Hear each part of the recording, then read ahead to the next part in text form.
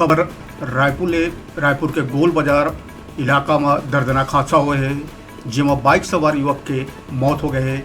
बता दें कि तेज रफ्तार कार बाइक सवार युवक ला ठोकर मार दे से, जेकर बाद बाइक सवार युवक घायल हो गए, जेकर इलाज के दौरान दर्दनाक मौत हो गए है।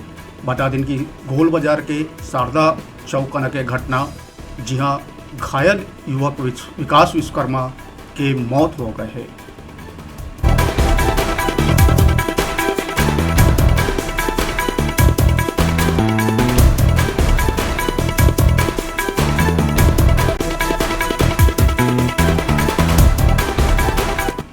तो दर्दनाक हादसा के खबर राजधानी के गोल बाजार इलाका ले बता दें कि शारदा चौक में युवक के दर्दनाक मौत हो गए है। तेज रफ्तार कार बाइक सवार युवक ला ठोकर मार दरी से, जगह बाद युवक के पैर घटनास्थल में ही कट के अलग हो गई से आनन फानन में अस्पताल में ले जाके भर्ती कराया गई और अस्पताल में इलाज के दौरान युवक दम तोड़ दी।